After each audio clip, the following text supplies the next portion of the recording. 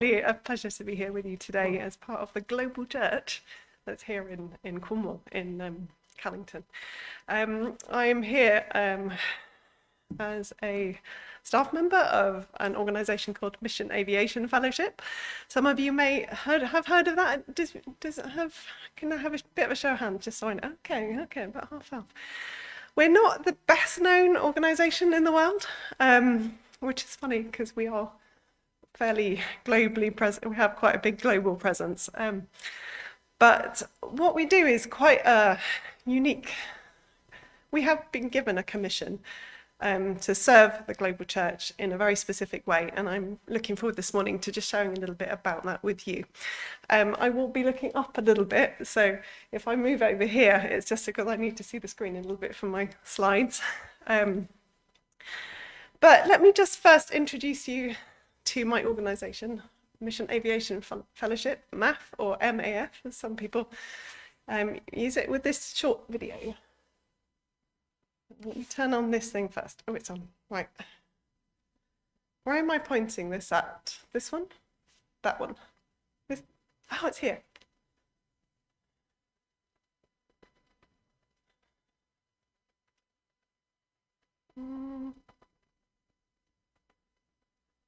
Is there another way of...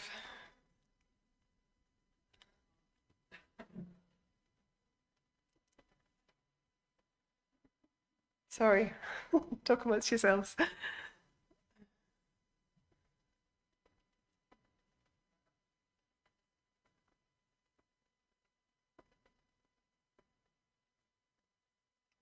I think that was me, actually. Is there a way we could just press play on that little video? Thank you. So this is just a very short, and do we have any, happen to have any sound?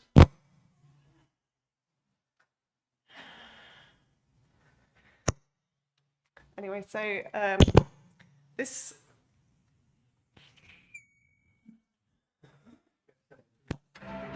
sorry.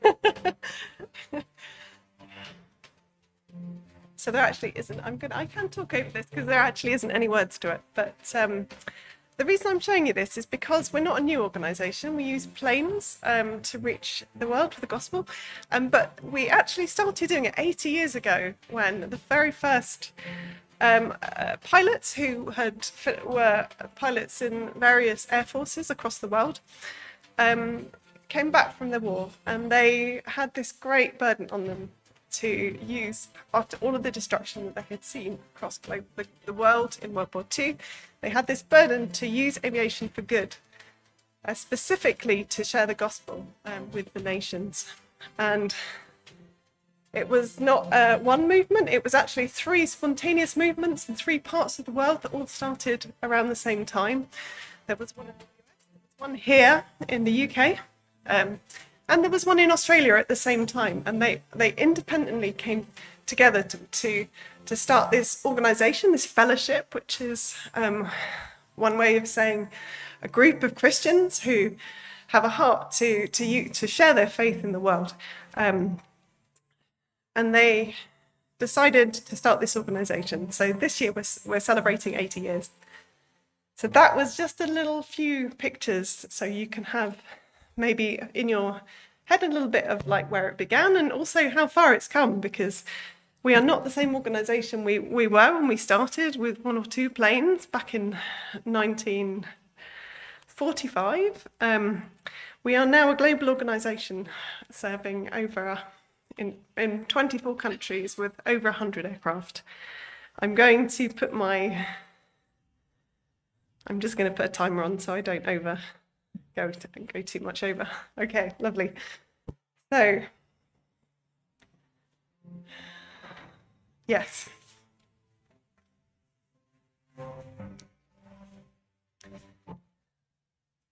So anyway, so this is the world. We've been talking about it. This is where we're all working, we're all living. We're in a small part of it here. This is my part. This is a small country right in the heart of Africa. I actually think it looks a bit like a heart. And it's a very unique part of the world, just above Kenya and Uganda, below Sudan and the Sahel.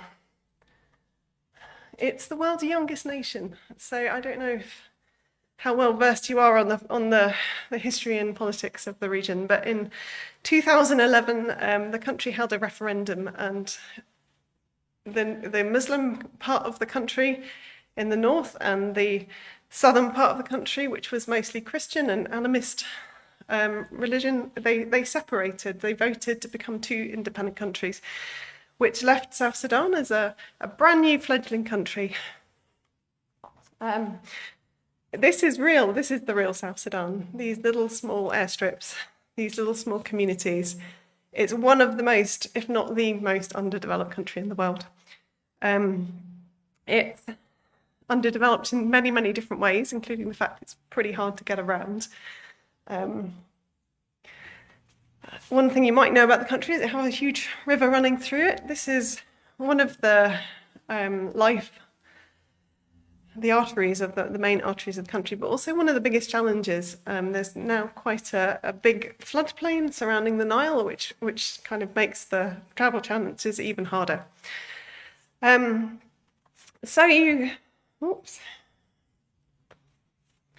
Often people that have heard of the country know about one thing, which is that for nearly 50 years there was a civil war that preceded the independence and the splitting of the two countries. And then even following that, we were only a country for 2 years. And then very sadly, we had another civil war, which ended in 2018. Conflict is part of the culture in other ways as well. There's lots of intertribal communal violence, which is another challenge for the people living there, but also people trying to work and move around, which is another reason we are there. And I said about this was the first MAF plane that left Croydon Airfield in 1947-48 to go and do a big survey of Africa. They actually crashed it on the mountain in Rwanda, so it didn't become the first MAF plane to serve. But these two chaps, people that know about MAF, often they are aware of our founders, Stuart King and Jack Hemmings. Stuart was very much the leader of our organisation until about 4 years ago when he passed away at the age of 98, I think he was. Jack Hemmings is still around. This was him last year in a Spitfire he's 102. But these are the visionaries that took that initial commission that they had to share the gospel and actually made it into a real thing. So this is South Sudan. This is a long time before independence. This year we will be celebrating 75 years since the first regular service in our country.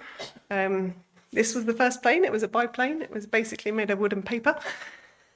And it was serving missionaries who would go, back in the day, they would leave their countries that they were coming from. They would often pack everything for a one-way trip because often they weren't really expected to return. And when these guys came and they landed, what they were doing was meeting a very real need. People were living and dying in the mission field, and often the idea that it was a one-way trip was just a reality for working in this part of the world. Anyway, so moving on to today, this is my team here. We are a team of about 40. We have 8 or 9 currently pilots. We're up to 50. We have 10 international staff, of which I'm included, and then 40 national staff to serve with 5 aircraft. This is us a few weeks ago, just on the run up to Christmas. We had a very busy December. November, December is the busiest time of year as we're heading into the dry season, which means it's a good time to move things around, and also a lot of people are moving in and around Christmas. So this is us. This is where we fly to. The map on the left, and this is how. So the 58 airstrips you can see are the dots. Each year we do nearly 2,500 flights and carry several thousand passengers, and lots of freight for lots of different organisations, including the church and the mission. Our heart is to be there to serve those guys. There's lots of amazing Christian organisations, and there's lots of organisations with very different, that all have a piece of the picture. And I think when you're going into the world to share the gospel, I think really there's as many different forms of mission as there is people, cultures, languages. Each one of those is having a unique witness of how God wants to talk to them. There's only one Jesus, and the need to support the Christian churches with good theology and a heart to share and introduce people to Jesus is really why we're there. So this is us in a bit of a nutshell. It actually looks, I'm going to, this is why. If you're trying to move around, it's very hard to do anything if you're in a car on a road. This is what a road looks like, by the way. This is this is the map. All the red bits are roads that look like that, basically. This country is the size of France. Has a population of about 12 million people. A lot of refugees in the north and the south. And just a lot of people living with very big challenges in their life. So there is one answer to getting around really safely. This is one of the planes that we fly. We have 5 of these. They carry 13 people. And they reach into these very, very small remote communities where people are really waiting for hope, for good teaching. If the church is there, it's often very under-resourced, or it's not there at all. So MAF is there to try and help the people in these communities. So this plane is coming into land in a place called Ui. Ui is in the north of Jonglei State, which is kind of an area that's around the Nile. It looks very dry here. This is the dry season. These airstrips literally turn to mud. But this was earlier last year. We'll be doing this flight again, probably in a few weeks' time, back to this place. And I wanted to use this as an example so I could tell you about one particular ministry that we were involved with. I don't know if you've had the news recently, Jimmy Carter passed away. He was a former president of the United States. He started an organisation that actually tackled some of the biggest challenges. And one of them was actually, he went to try and address tropical diseases and ended up starting these programs in our country. And so one of the conditions was an eye condition. I don't know if you see those adverts sometimes on the television with the children, and they've got flies all over their eyes, and they can't really see. It's called trachoma, and so we flew in to this airstrip. This is the airstrip. This is a dust storm going across it, just to give you an idea of like the remoteness. And there's about 40,000 people in this community. If you think it looks empty, you'd be very surprised to see who's there. And these lovely people have come for a surgery on their eyes. Mixture of ages, mixture of old people with cataracts and young people with these very treatable conditions. And this is where they're doing we flew in the team of surgeons, and this is where they did the surgery, in a tent at the side of the airstrip.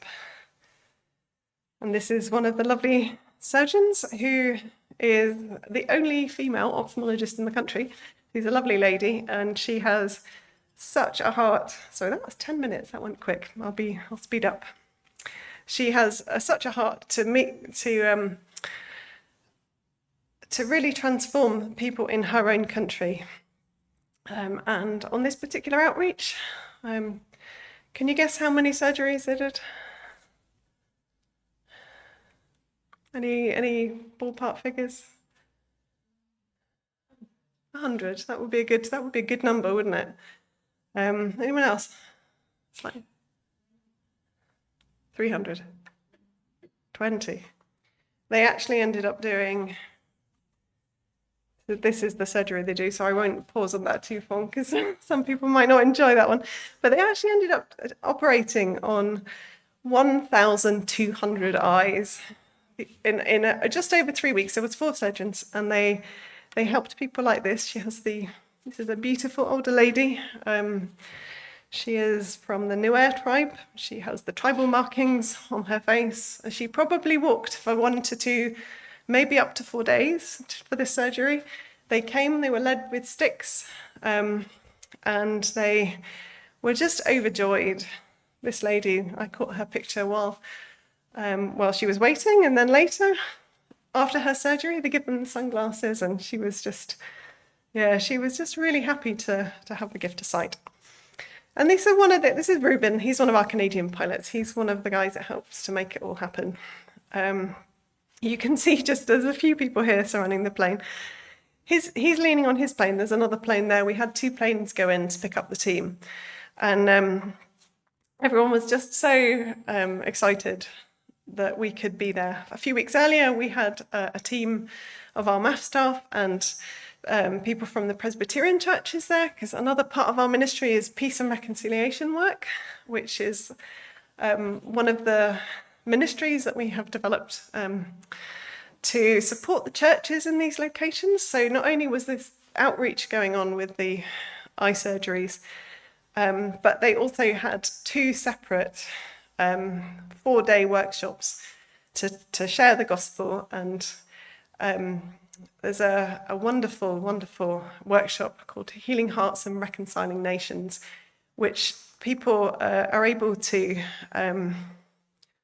just understand God's heart for being reconciled to Him, but also to other people. So we were. This was quite a busy couple of weeks. Earlier, one of the last things before we closed for the year, we flew a team from SIL, Summer Institute of Languages, which is also part of Wycliffe, the 2 sister organisations, and they flew to dedicate a brand new testament in a very, very remote part of South Sudan. We flew them out and there and back in a day, because it was quite a short distance from Juba, maybe 30 minutes in a plane. But it would have taken probably 2 days by road. So we were able to get these guys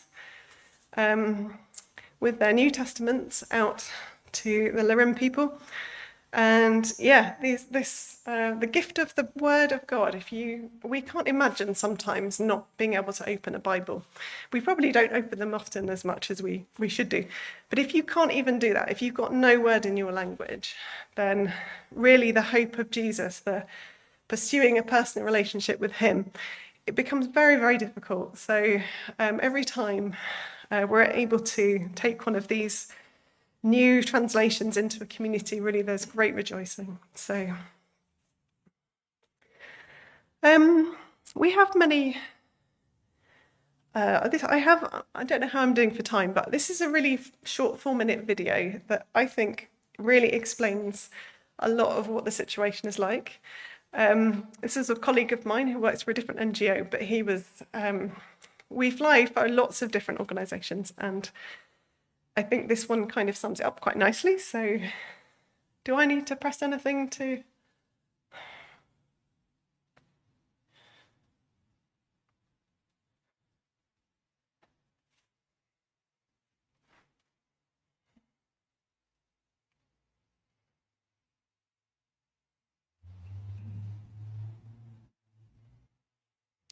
It might also be on, it's a YouTube link, so if it...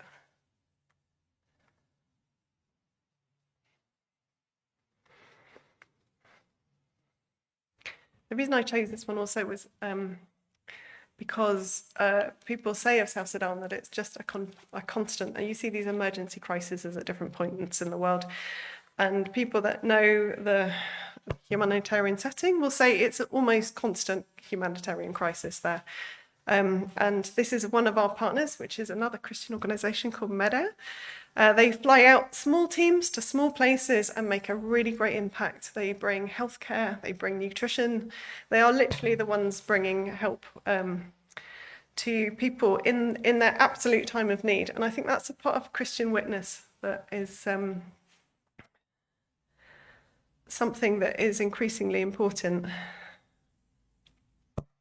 Today, we visit our emergency response team in South Sudan. MEDAIR is responding to increased health needs following a local conflict in Tabura, a remote county near the border with the Central African Republic. With our long-term partner, Mission Aviation Fellowship, we bring in essential supplies.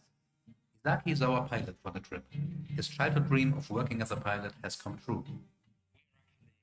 The one who helps those who help others. And I think it is beautiful that I can surf and fly airplanes at the same time. It's like perfect match for me. MEDAIR specializes in providing emergency relief in remote and hard-to-reach places. And Mission Aviation Fellowship's pilots are experts at using their aircraft to fly aid to such places and to land safely in place.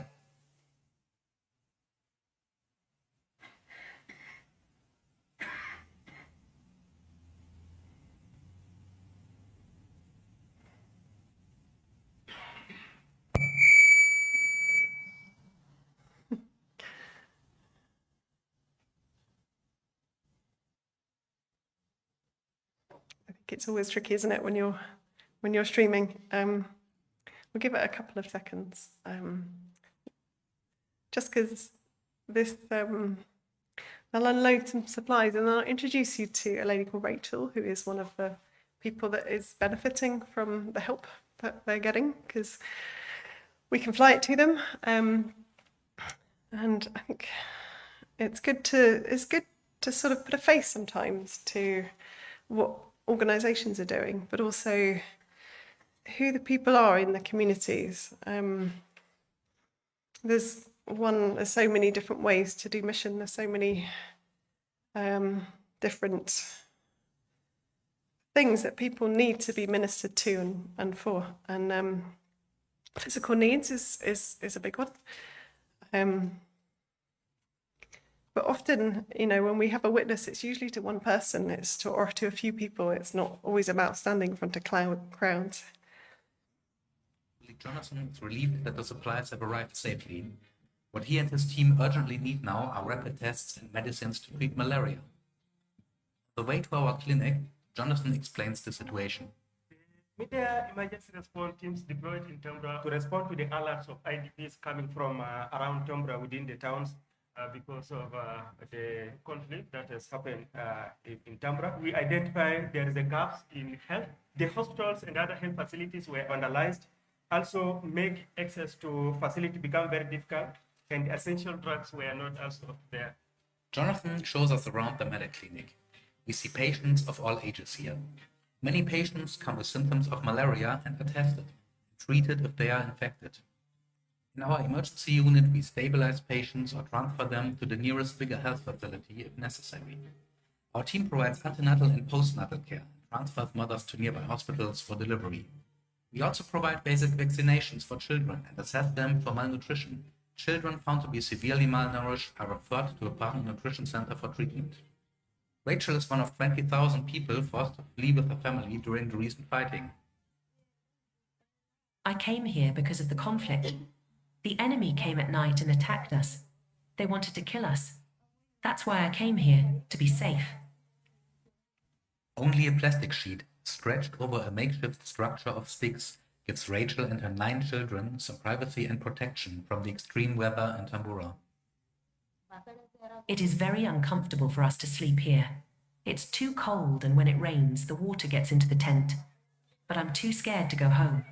We could get killed. Rachel and her youngest daughter Emma are sick and come to our clinic for help. All medical services are free of charge. That's because we sleep in the cold. That's why we get sick. The child has a cough, diarrhea and vomiting, and her body is hot. I have a bad headache and cough. My eyes are red and watery when I cough. After the examination, Rachel is given medication for herself and her daughter. This should make them both feel better quickly. They both have a follow-up appointment in a few days. I know that MEDAIR has been doing a good job since the team started working here, providing free medicines and referring people to the nearest clinic for serious cases. I came here because it was the closest place. If the drugs weren't free, I wouldn't have the money to buy them. I am very happy they are free.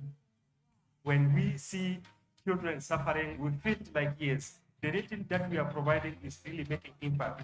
And we are so happy to see that what we are giving is supporting the community, and the community is appreciating it. And then we also physically see the impact that people are really getting well after receiving treatment. And that is something very important.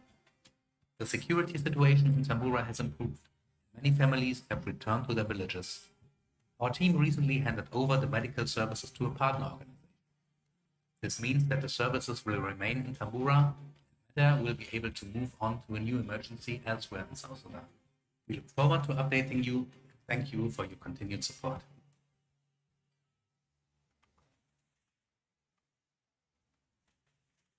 So it gives you a little bit of, I think it's always good to see what it's like, the experience of landing in a plane, where you're landing, the people that you're reaching. The pilots all of the staff, they have incredible heart. They're all recruited because they're Christians. Izaki, who you saw in that flying the plane, he is one of our youngest pilots. He grew up as actually a missionary kid in Siberia, of all places, and now he's in South Sudan. But he is just this tremendous heart to reach people. Oh, we're on YouTube, I think.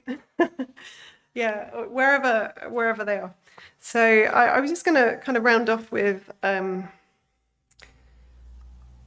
of the challenges for your prayers. It's such a different context from here. I think everyone's familiar really with having a lot of water around. We have a big problem with it in South Sudan. We have vast areas of flooded places where people are being displaced, and it's not a country where it's easy to be displaced because there are tribal boundaries, and so some of the refugee camps are getting very full. So you can pray for some of the challenges. Refugees coming out. There's a war still in the country to the north in Sudan, which is pushing lots of refugees of South Sudanese descent over the border again, and they're staying in these kind of camps, which are really, really difficult places. Food. We're coming up to the hunger gap when everybody gets a bit hungry.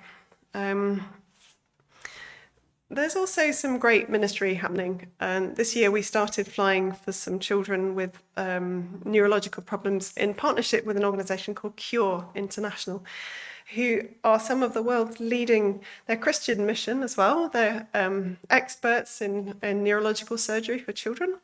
And they have a hospital in Uganda in this town called Mbale, and we can fly patients to them to receive surgery as good as they would get if they were in Great Ormond Street. These guys, because hydrocephalus is now not as widely seen in other parts of the world, they have this very this specialised knowledge actually in how to treat these conditions. So this is some of my favourite ministry going into this year. We flew 70 children completely free last year, so they could have this free surgery, and it will be life transforming for the families. Pray for our peace and reconciliation work. It's one of the most needed ministries in the country. There's a lot of organisations doing it, but they're not always using the gospel. And if you